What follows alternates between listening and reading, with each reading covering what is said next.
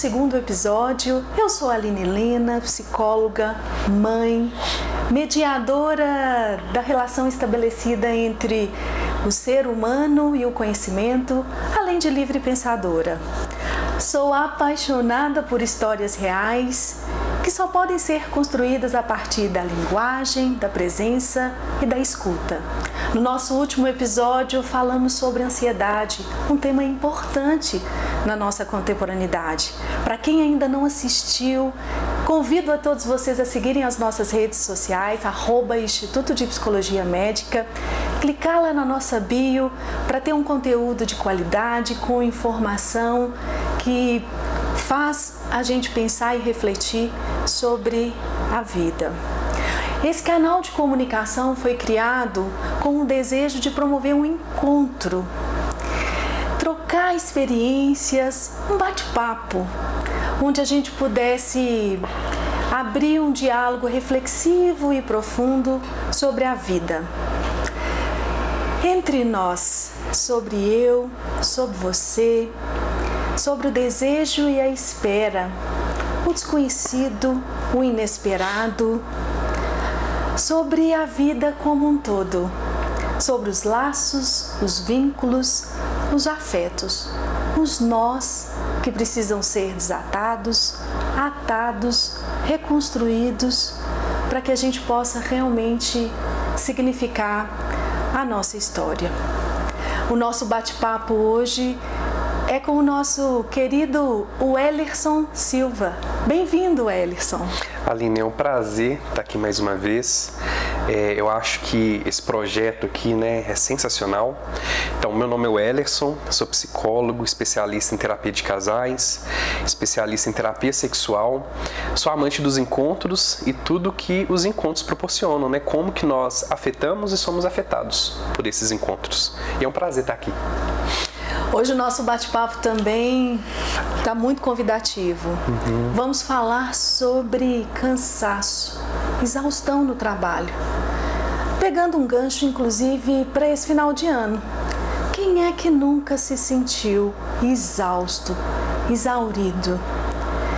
É algo que a gente vai precisar conversar, Wellerson? Sim. Sobre o trabalho e a importância dele na nossa vida. Passamos a maior parte do tempo trabalhando. Será que esse trabalho vem me trazendo mais insatisfação, mais sentido? Como que você está observando isso nos seus atendimentos e na sua experiência profissional?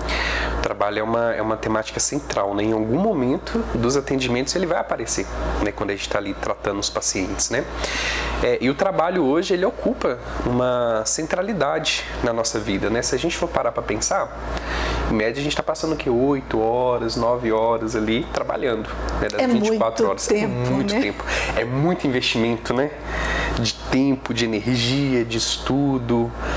E é bom trabalhar, O trabalho, ele traz sentido pra gente. É como se a gente estivesse realizando uma atividade ali, contribuindo de alguma forma, E sendo reconhecido por isso. Então, tem prazeres no trabalho.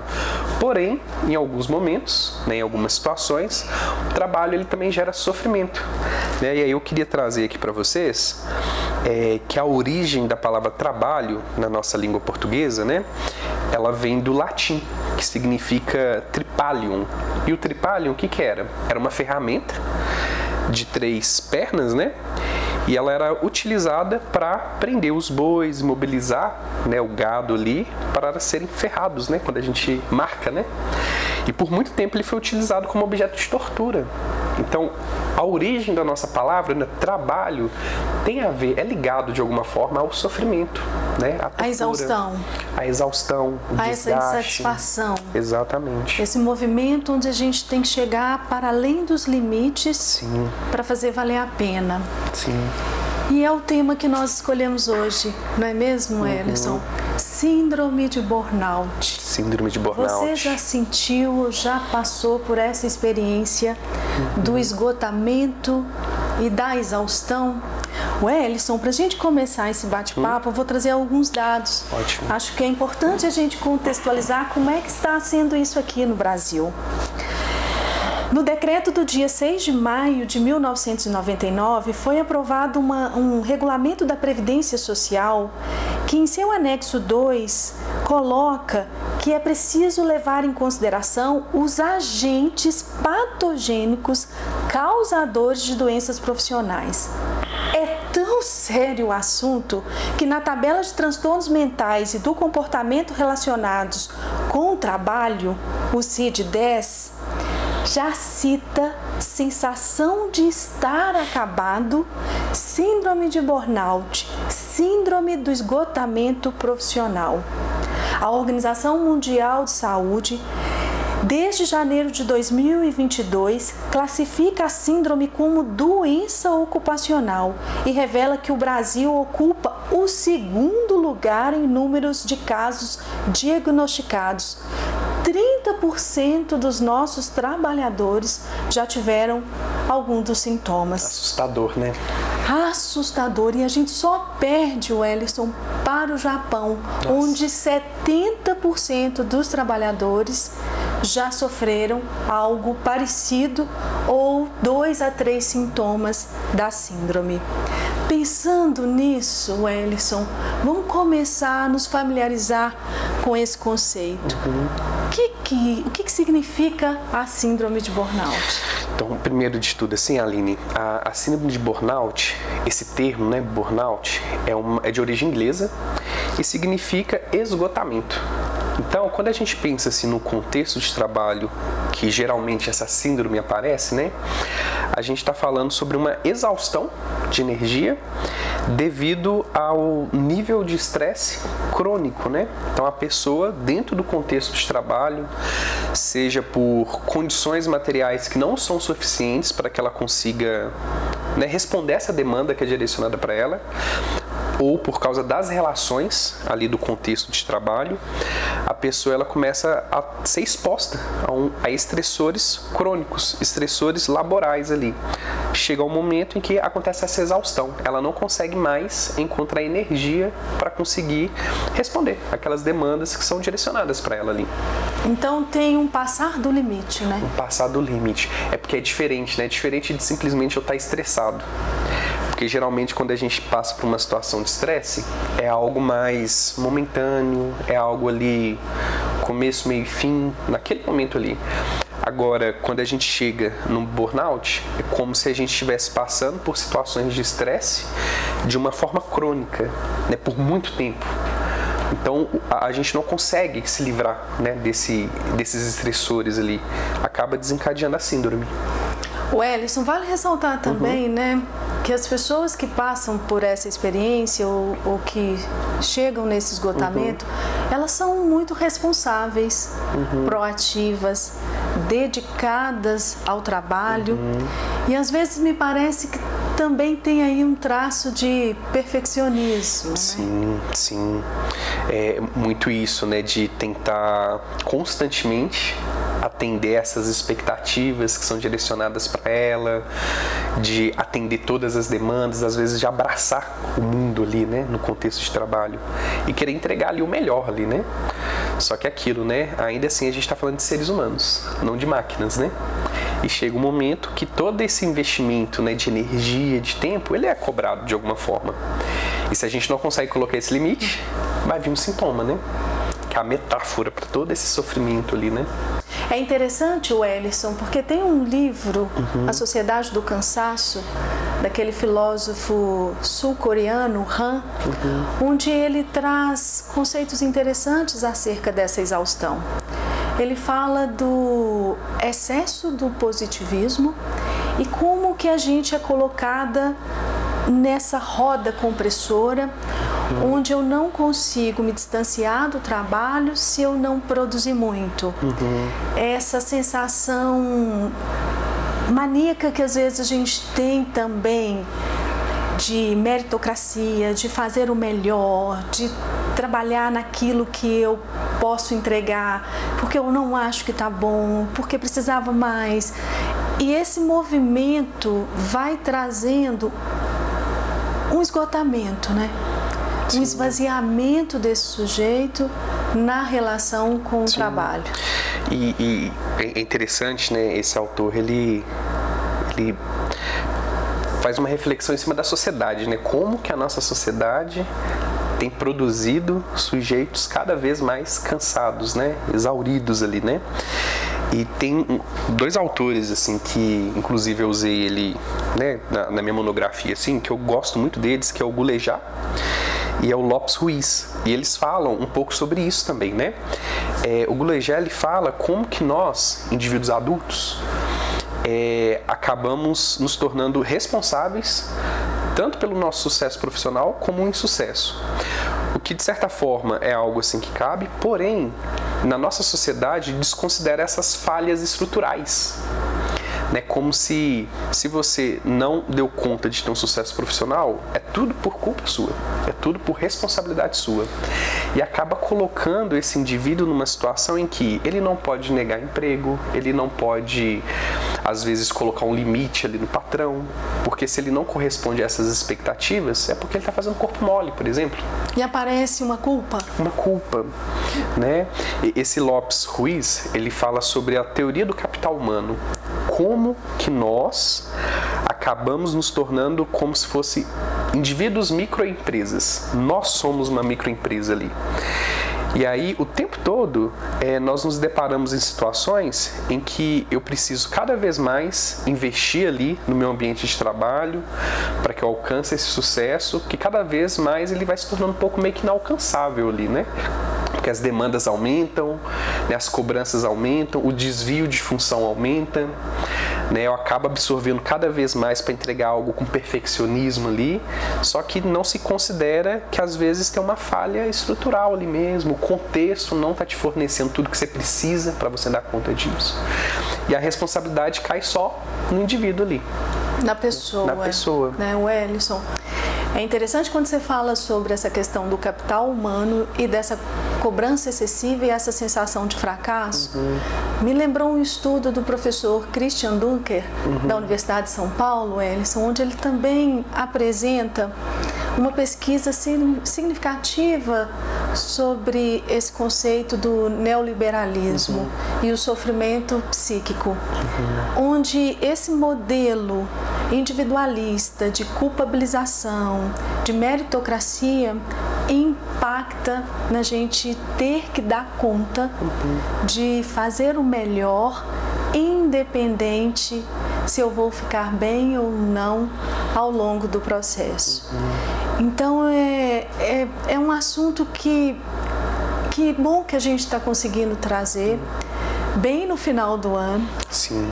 Até porque quando a gente está fechando um ciclo, a gente começa a pensar e também olhar para dentro com muita calma e tentar identificar o que a gente fez, o que poderia ser feito, e às vezes abre um espaço desse pensamento muito negativo, desregulando as nossas emoções, porque vem a cobrança. Eu tinha que ter feito isso, aquilo. Isso aparece muito nos atendimentos do consultório, né? A gente vai observando o tanto que as pessoas vão nessa cobrança excessiva. Por que cada vez mais, Wellington, estamos desenvolvendo esse transtorno de burnout? Eu acho que tem a ver com tudo isso que a gente está falando, né? Como que existe um imperativo social, existe um imperativo dentro das empresas de que, primeiro, né, uma lógica de que as empresas elas buscam cada vez mais enxugar as equipes, no sentido de não gastar tanto com isso, né? Isso acaba predispondo, né, naquele contexto, aos trabalhadores ali, né, aos colaboradores ali, de acumular cada vez mais funções, cada vez mais tarefas, cada vez mais atividades. Só que ao mesmo tempo, esse contexto não fornece tudo aquilo que esse trabalhador precisa para realmente conseguir cumprir essas metas ali, né? E se a gente vai pensando assim como um todo, né, esse indivíduo aí nessa posição, né, esse sujeito nessa posição de um contexto de extrema competitividade, A gente sabe que hoje, para as pessoas que têm competência técnica, o trabalho ali não tem a quantidade de vagas suficientes para que essas pessoas todas possam estar empregadas. Então já cria um contexto de extrema competição. E quando eu estou dentro da empresa ali, a pessoa que está do meu lado acaba entrando numa lógica não de ser um cooperador, de uma pessoa para me ajudar, mas também uma pessoa com quem eu preciso competir. Porque se eu não fizer melhor que essa pessoa, eu corro risco. Eu corro risco de sair, né? De ser desligado ali dessa empresa. Olha como é que é um ambiente extremamente estressante, ansiogênico, em que eu acabo sendo eu que tenho que dar conta disso aí. E não tem outra opção senão não dar conta, né? E junto com esse estresse, vem esse movimento da exaustão. Da exaustão. E a gente olhar para dentro e começar a ter aquela sensação de inadequação ou de fracasso. E é interessante, né? Porque é diferente de um simples estresse, né? É uma coisa que vai acontecendo o tempo todo, com constância, com frequência, aí vira um quadro ali, né? É uma síndrome, no caso, né? E o Welison, quais são os sintomas? Como é que a gente poderia acender uma luzinha vermelha para dizer que precisamos de cuidado? Como que a gente pode identificar para os nossos ouvintes começarem a perceber e pensar sobre como eles vão dar conta de lidar com esses sintomas? Sim, eu vou até dar uma referência aqui de uma autora que eu utilizei para a gente poder estar conversando hoje, que é a Francinara Pereira Lopes e a Delcy Rodrigues. Elas têm um artigo que chama Síndrome de Burnout. Depois a gente pode até colocar aí disponível para quem quiser procurar. Eu vou adorar, né? Por favor. E elas trazem assim meio que uma revisão, né, bibliográfica, e elas colocam assim que dentro dos autores que conversam sobre isso, eles conseguem elencar pelo menos 3 aspectos para que a gente consiga identificar se a pessoa está sofrendo, né, dessa síndrome de burnout, né? Aí o primeiro que elas colocam, né, é a exaustão emocional. E o que é a exaustão emocional, Aline? É quando o indivíduo ele realmente se depara com uma situação ali no contexto laboral, no contexto de trabalho, na qual ele não tem os meios materiais, né, ele não tem o que ele precisa para realizar esse trabalho disponibilizado de uma forma adequada. Então ele já lida com um gap ali, com uma lacuna ali. O contexto de trabalho, os chefes ali, a empresa, não possibilita que ele tenha tudo aquilo que ele vai precisar. Então já tem um estressor aí. E ainda tem um outro aspecto, que é quando ele acaba lidando com pessoas ali o tempo todo, né? Equipe, as pessoas que fazem parte ali. As relações por si só, elas já têm como condição uma certa ambivalência, né? É difícil, né, as relações. A gente, às vezes... É um desafio, né? É um desafio. Nós já somos ambivalentes, assim, né? Mas lidar com pessoas o tempo todo é como se esse trabalhador, ele tivesse também que lidar com essa ambivalência ali o tempo todo. Isso, a médio e longo prazo, vai gerando essa exaustão, essa perda de energia ali, né? Então é o primeiro sintoma. Você começar a notar que você está tendo essa perda de energia. Tá diferente de antes. Uma fadiga? Uma fadiga. Sim. Esse seria o primeiro elemento, né, para a gente conseguir identificar. O segundo já é a despersonalização. O que é isso, né? Isso é o que realmente a gente consegue diferenciar de um episódio de estresse e realmente ser uma síndrome de burnout, né? O que é a despersonalização? A pessoa, quando ela está ali no contexto de trabalho e aí ela realmente está lidando com esse estresse emocional, né? Essa fadiga emocional ali, ela acaba utilizando de estratégias para conseguir evitar que esse sofrimento nas relações chegue até ela. Então, quais são os mecanismos? Ela começa a se afastar das pessoas. Meio que se defendendo. Se defendendo. Né? Ela se afasta das pessoas. As autoras aqui, elas usam uma palavra que eu achei muito interessante, que é até um certo cinismo. A pessoa, ela começa a apresentar uma certa cinismo, indiferença pelo sofrimento do outro. Uma ironia. Não tô muito afim de lidar com isso, não. Você tá fazendo... É frescura isso que você tá fazendo. Então é uma negativa, né? Exatamente. Sim. Uma certa rigidez. Começa a ficar rígida ali no trabalho. Se torna uma pessoa mais inflexível, né? Esse jogo de cintura vai perdendo um pouco, né? O humor muda, né? O humor muda. Geralmente é uma pessoa que fica mais negativa. Tudo isso são mecanismos que essa pessoa que está sofrendo com burnout, não diria que é conscientemente, né? Mas acaba utilizando isso como uma forma de evitar esse sofrimento causado pelas relações ali, né? É como se ela também fosse se tornando um observador dela mesma ali. Ela fica com essa sensação, às vezes tem pacientes que falam assim, não, eu estava ali trabalhando, parecia que eu era um zumbi. Estava ali no piloto automático ali. É como se ela começasse a se observar os próprios pensamentos, como se ela não estivesse ali. O Ellison, piloto automático. Exatamente, é. Eu acho que essa forma que você trouxe, a gente se identifica, Sim. né? Quem não fica num piloto automático, parece que o tempo ele é pouco, a gente às vezes brinca, né, que precisaria de mais de um dia, de 24 horas para dar conta. Esse piloto automático também é um vilão? Sim, inclusive é isso, né? É uma forma de eu tentar afastar esse sofrimento que o contexto de trabalho está me gerando, né? É como se eu não estivesse ali, né? Eu estou fazendo as coisas sem pensar, numa repetição. Sem sentir, numa repetição. Não passa muito assim pelo racional, pelo sentimento. Então é de uma forma muito mecanicista, né? Exatamente. Onde eu estou só produzindo o que está sendo esperado de uma forma que eu não estou me implicando e não estou também me vendo dentro daquela relação. Estou ali, né? Eu não estou. E aí o grande problema é que isso gera um terceiro ponto ali, né? Pra gente conseguir fazer uma separação, né? Exaustão emocional, despersonalização e o terceiro ponto. A pessoa ela começa a se deparar com uma falta de realização no trabalho. O trabalho ele vai perdendo sentido para ela.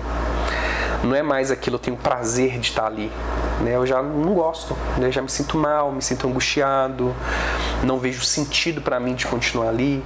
A pessoa ela vai perdendo essa realização naquilo que ela faz. E como a gente iniciou hoje esse episódio, né? Como que o trabalho ele realmente ocupa uma centralidade. Traz sentido também para a vida da pessoa ali, naquilo que ela faz, como ela faz.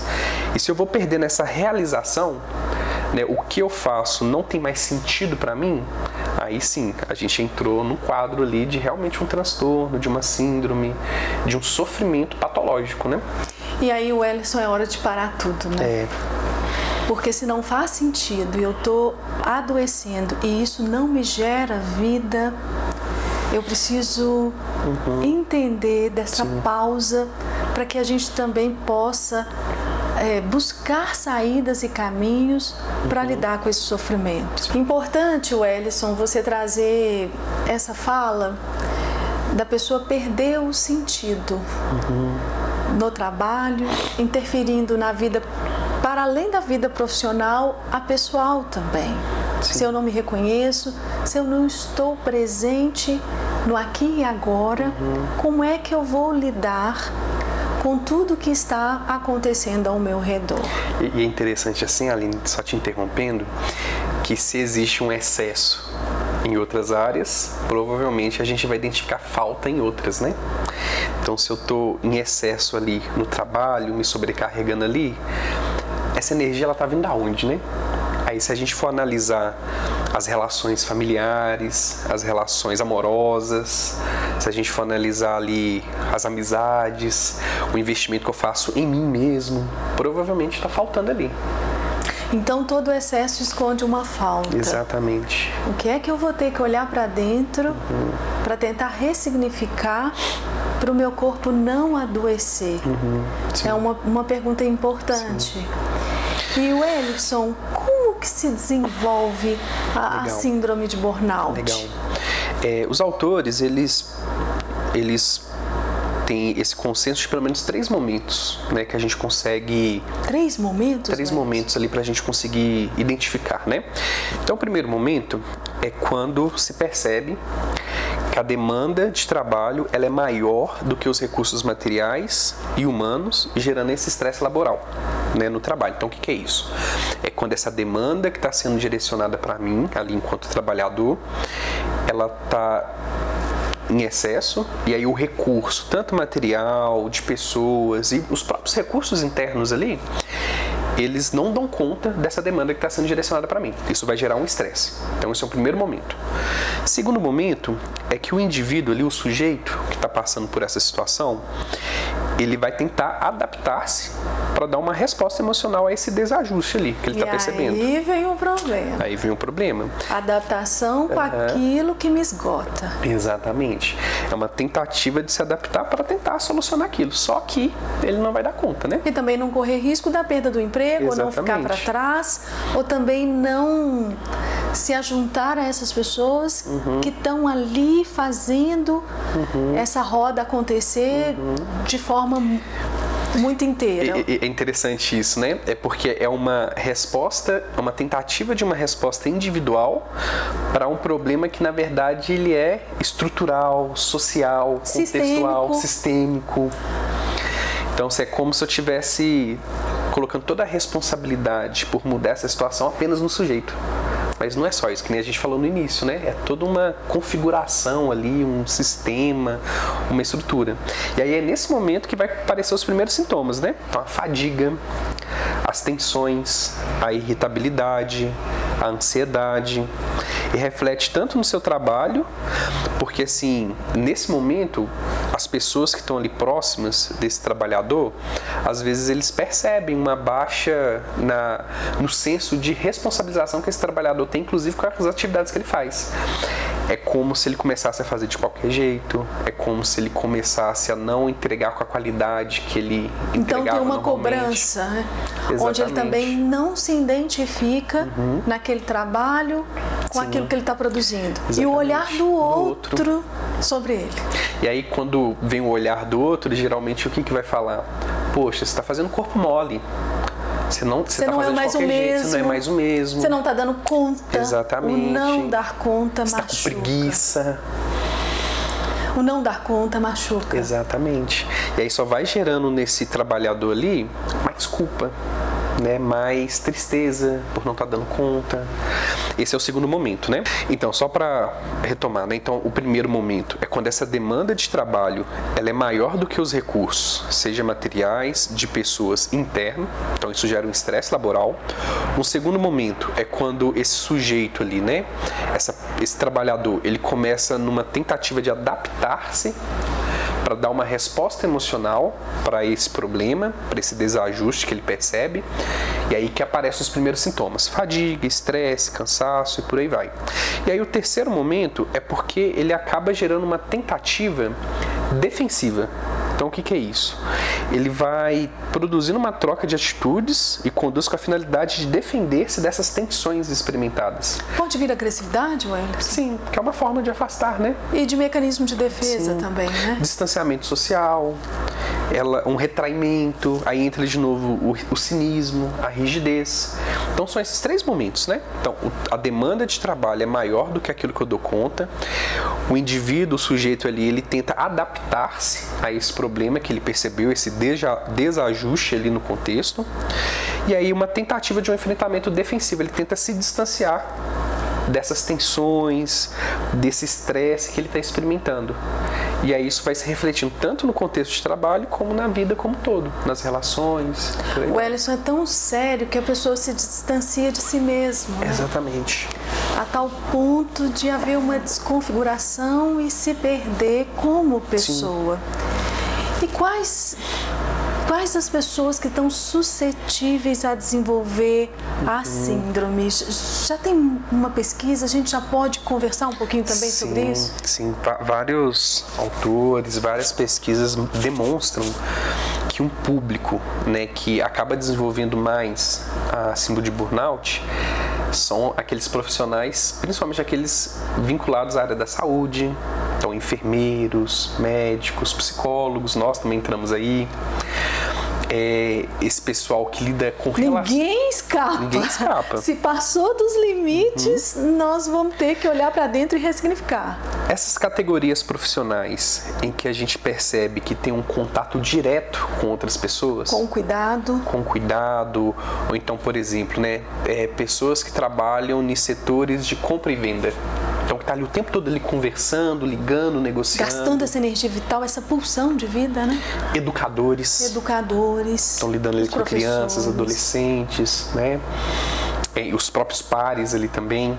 Então, sempre quando a gente pensa essas categorias profissionais em que constantemente essa pessoa ela é exposta a relacionamento ali de uma forma constante, são as pessoas mais suscetíveis, né? E aí a gente entra, né? Que nem eu falei, professores, médicos, enfermeiros, psicólogos, assistentes sociais, policiais, bombeiros, pessoas de setores, né, de compra e venda, né, pessoas que estão ali o tempo todo ali negociando, conversando, recebendo xingo em nome da empresa. Então, são gerenciando o estresse que vem do outro. Exatamente. Então é um perfil bem responsável também, né? Sim, onde ótimo. Essa preocupação de entregar esse bom trabalho, porque impacta na vida do outro, acaba gerando também a síndrome de burnout. Sim. Essas pessoas que estão em cargos de gestão, né? São pessoas que liderando o tempo todo ali, sendo mentoria para o outro, tentando apontar caminhos, refazer rotas. Pessoas que trabalham muito mesmo. E aí um convite para pessoas que estão nos ouvindo aí, né? E aí, se ocupam alguma dessas posições aí? Acho que podia até deixar no comentário lá pra gente interagir, né? É mesmo. E se isso realmente acontece, e se também, né, ao seu redor você está observando as pessoas com esses sintomas, até para que a gente também possa ajudar essas pessoas a lidarem com isso. Né? Uma rede de contato também faz parte do tratamento. E qual o tratamento, Ellison, para a síndrome de burnout? É um desafio, né? Tem tratamento, né? Tem tratamento. Mas é um desafio no sentido de que é como se a gente tivesse que nadar contra uma maré, né? Porque a sociedade toda está dizendo que você tem que ser mais acelerado, que você tem que dar o seu melhor, que você precisa ser perfeito, que você precisa acumular funções, mais tarefas, mais metas. Só que o tratamento primeiro de tudo, eu acho que é identificar um problema, né, que você está passando por isso.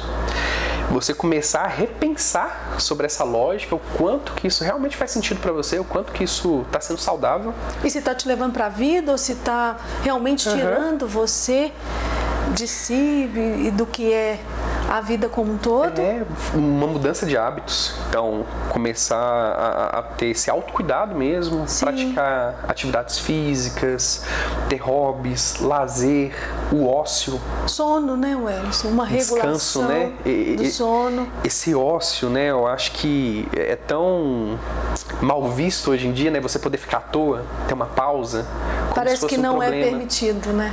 Não nos é permitido. E a pausa é necessária, né? Eu gosto de falar assim para os meus pacientes que é melhor você pausar do que você parar de vez. Interessante a colocação.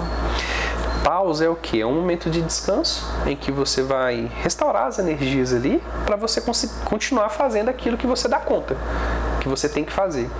Agora, se eu entro nesse piloto automático, que nem a gente falou, não pausa e vai fazendo, chega um momento que a gente para de vez.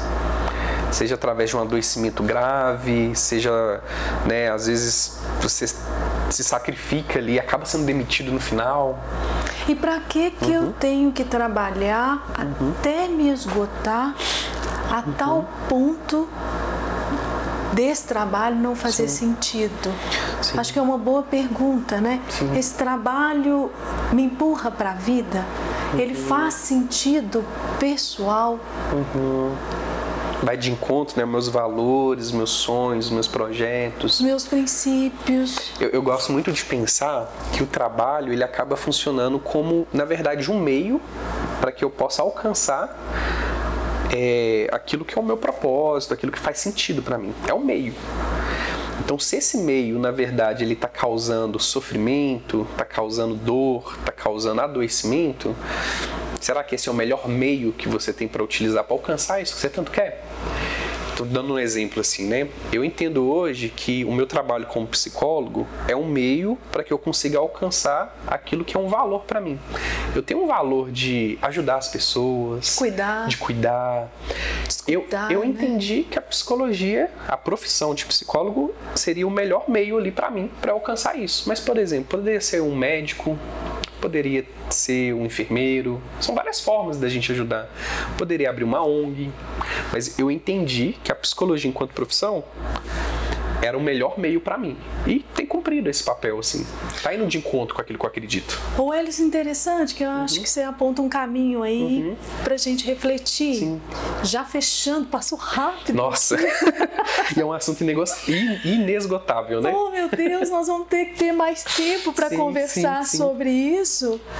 Mas acho que você já traz um caminho também da pessoa olhar para dentro, para sua própria história, comparar-se consigo próprio, onde eu estava, onde eu cheguei, e daqui para frente eu quero a vida ou o contrário dela. Sim. E quando você diz também sobre valores e princípios, né, mais uma vez olhar para a pessoa que eu sou, se encaixa para esse trabalho, se encaixa para esse lugar que eu ocupo, porque o trabalho também representa um lugar. Sim.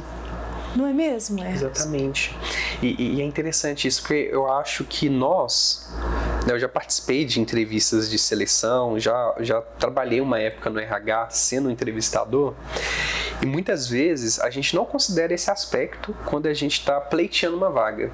A gente não olha assim, quais são os meus valores, o que eu acredito, e não olha se os valores daquele espaço, daquela empresa, condiz com aquilo que eu acredito. E aí é um grande problema porque os valores, eles funcionam como mapas, né? Eles vão meio que nos direcionando. Uma bússola. Uma bússola. Um caminho. E se o meu valor, ele tá divergente daquele valor, daquele espaço, que eu vou passar a maior parte do meu dia às vezes, né? 8 horas, 9 horas ali, os valores, eles não são condizentes, não batem com aquilo que eu procuro, isso gera um fenômeno que é a dissonância cognitiva, né? Então, aquilo que dá sentido para mim já não está correspondendo à situação que eu estou vivendo. E gera o sofrimento. Né? Então, e gerando muito sofrimento vai ter trauma. Exatamente. Então, olha como é que é algo importantíssimo assim, para a gente avaliar. Para qualquer lugar que a gente vai ocupar. Né? Seja relacionamento, seja trabalho, por aí vai. E o que esse sofrimento impacta no corpo? Sim. Para a gente fechar o nosso diálogo, é interessante pensar também que temos medicamentos e que quando isso passa do limite, né, Wellison, a ajuda de um bom profissional faz a diferença. Isso é um ponto, né? O tratamento da síndrome de burnout passa pela medicação e pela terapia, pela psicoterapia, pela análise, né? Esse trabalho multifatorial. Conjunto, né? Para que entenda também a causa, talvez a medicação ela vai ajudar no efeito, tirar um pouco a fadiga, o esgotamento, dormir melhor, mas tratar a causa onde isso começou é na psicoterapia, né? Exatamente. É esse tratamento multifacetado, né? Medicação, terapia e mudança de hábitos de vida. Né? Tem que fazer isso, não tem como. E eu acho que é o melhor investimento que a gente pode fazer, né? Uma psicoterapia, uma busca por um autoconhecimento, refletir assim o que faz sentido para mim, aonde eu preciso colocar limites. É um investimento mesmo, não é um gasto, é um investimento. E esse investimento traz saídas para a gente ressignificar a nossa história, buscar novos caminhos, encerrar ciclos do que não cabe mais. Ai, Wellison, dá vontade de ficar estendendo aqui. Eu estou muito alegre e muito agradecida com a sua presença. Você é sempre bem-vindo. É um prazer. Vamos ter outros assuntos, outros temas relevantes, mais episódios onde a gente vai bater esse papo, trazer essa reflexão para que a gente possa pensar juntos saídas para lidar com o sofrimento humano. Sim. E Aline, eu acho assim que é realmente talvez um convite direcionado para quem está nos assistindo, né? Por favor, né, use a caixinha aí dos comentários, né, interage com a gente nas redes sociais, até mesmo para a gente saber, né, o que vocês querem ouvir, o que vocês querem que a gente converse aqui, né? Acho que é isso, né, entre nós, né, inclusive com vocês. E é a partir do desejo de vocês que nós vamos aqui também desejando trazer um conteúdo com muita competência técnica humanizada, porque somos um instituto que abraça. Quero agradecer a todos os colegas do Instituto que acreditam no trabalho, no projeto, agradecer a todos os ouvintes, compartilhem, vamos juntos realizarmos uma rede de contato para a gente dar conta de respirar melhor, sentir melhor e viver esse verbo longo e demorado, mas que ao mesmo tempo também nos impulsiona a sermos a cada momento, a cada dia, um pouquinho melhor para nós mesmos e para a relação com o outro. Mais uma vez, meu querido, muitíssimo obrigada e vamos juntos. Vamos juntos. Até breve para o próximo episódio. Esperamos por vocês. Até lá. Tchau, tchau.